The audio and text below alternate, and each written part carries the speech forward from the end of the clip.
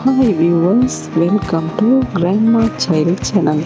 அனைவருக்கும் எனது அன்பான வணக்கங்கள். இன்றைக்கு நான் ரொம்பவுமே டேஸ்டியான ஸ்ரீலங்கன் ஸ்பெஷல் கிழங்கு ரொட்டி எப்படி செய்கிறேன்னு உங்களுக்கு காட்ட போகிறேன். வாங்க என்னோட சேர்ந்து சமைக்கலாம். ரொட்டிக்கு தேவையான மாவை குழச்சி எடுத்துக்கொள்ளுவோம். இதுக்காக நான் 500 கிராம் ஆன் பர்பஸ் ஃப்ளார் எடுத்திருக்கிறேன். இதோட 1/2 டீஸ்பூன் சீனி, 1/4 டீஸ்பூன் உப்பு, 2 டேபிள் ஸ்பூன் அளவுக்கு கோகோனட் ஆயிலையும் சேர்த்து மாவை நல்லா குழச்சி எடுத்துக்கொள்ளுவோம். ரொட்டி ரெடி பண்ணுறதுக்கு 5 ஹவர்ஸுக்கு முதலே மாவை குழச்சி ரெடி பண்ணி வச்சுக்கொள்ள வேணும். நான் இந்த கிழங்கு ரொட்டியை மார்னிங் பிரேக்ஃபாஸ்ட்டுக்காக செய்து எடுக்க போகிறேன். ஸோ மாவை இன்றைக்கி நைட்டே குழச்சி எடுத்துக்கொள்கிறேன். தேவையான அளவு தண்ணியை கொஞ்சம் கொஞ்சமாக விட்டு மாவை ரொட்டி பதத்துக்கு குழச்சி எடுத்துக்கொள்ளுவோம்.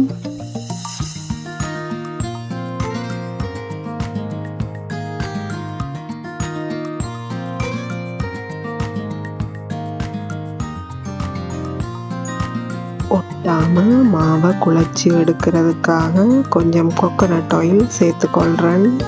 நான் நார்மலாகவே ரொட்டிக்கு பேக்கிங் சோடா ஆட் பண்ணுற இல்லை.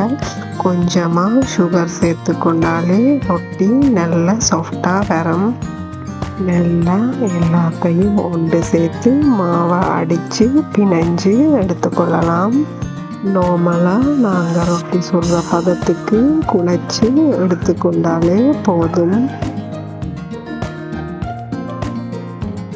இனி சின்ன சின்ன உருண்டைகளாக பிடிச்சு வச்சுக்கொள்ளலாம்.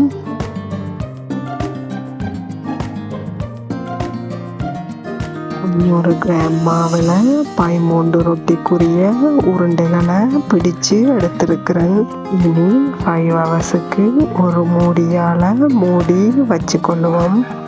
ரொட்டிக்கு தேவையான கிழங்கு பிரட்டலை இனி ரெடி பண்ணி எடுத்துக்கொள்ளலாம். அளவான பாத்திரம் ஒன்றை எடுத்து ஹீட்டானதும் தேவையான அளவு கோகோனட் ஆயிலை ஆட் பண்ணி கொள்ளுவோம். கோகோனட் ஆயில் நல்லா ஹீட் ஆனதும் வெட்டி எடுத்த 250 கிராம் பெரிய வெங்காயத்தை சேர்த்து கொள்ளலாம். அதோட 1/4 டீஸ்பூன் உப்பு தூளையும் சேர்த்து நல்லா வதக்கி கொள்ளுவோம். 5 மினிட்ஸாக வெங்காயம் நல்லா வதங்கி கொண்டு இருக்குது. வெங்காயம் ஓரளவு கோல்டன் ப்ரௌன் கலர் ஆகும் வரைக்கும் நல்லா வதக்கி கொள்ள வேணும். இனி இதோட 1 டேபிள் ஸ்பூன் சில்லி ஃப்ளேக்ஸையும் 5 வெட்டி எடுத்த பச்சை மிளகாயையும் சேர்த்து நல்லா வதக்கி கொள்ளுவோம்.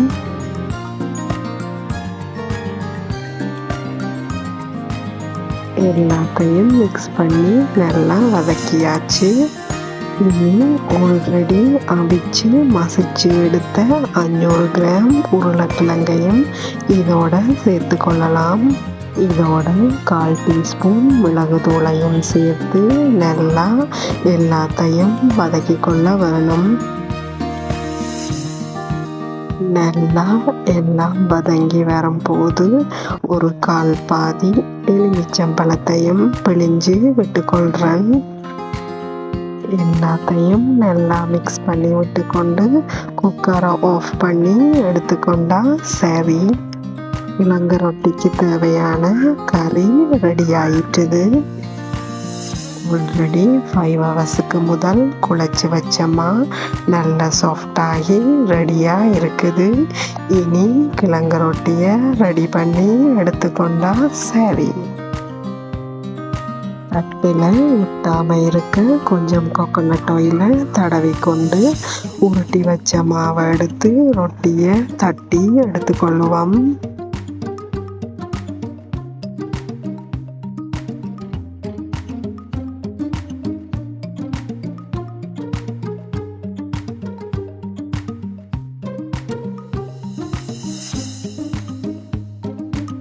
நல்ல மெல்லிசாக ரொட்டியை தட்டி எடுத்து அதில் 2 டேபிள் ஸ்பூன் அளவுக்கு கறியை வச்சு கிழங்கு ரொட்டியை ரெடி பண்ணி எடுத்துக்கொள்ளலாம்.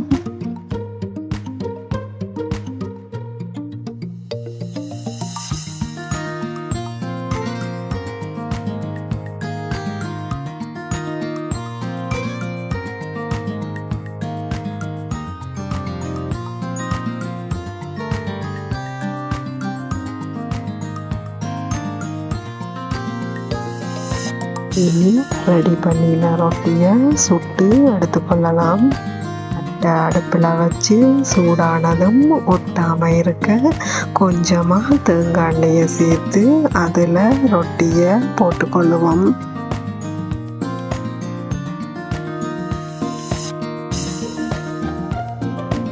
ஒவ்வொரு பக்கமாக நல்லா சுடுபட்டதும் மாற்றி மாற்றி போட்டு எல்லா பக்கமும் சுட்டு கொள்ளலாம்.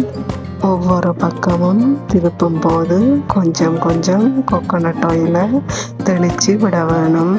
மாற்றி மாற்றி திருப்பி விட்டு பச்சையாக இல்லாமல் சுட்டு எடுத்துக்கொண்டால் சரி. கிழங்கு ரொட்டி சுட்டு ரெடி ஆயிட்டுது. இனி குக்கரை ஆஃப் பண்ணி எடுத்துக்கொண்டால் சரி. வாவ், சூப்பர் டேஸ்டியான ஸ்ரீலங்கன் ஸ்பெஷல் கிழங்கு ரொட்டி ரெடி ஆயிட்டுது. ஈஸியான மெத்தடில் எப்படி ரெடி பண்ணுறேன்னு இன்றைக்கு நான் காட்டியிருக்கிறேன். இதை நீங்களும் ட்ரை பண்ணி பார்த்துட்டு உங்களோட கமெண்ட்ஸை எனக்கு போட்டு விடுங்க வியூவர்ஸ். நன்றி, வணக்கம்.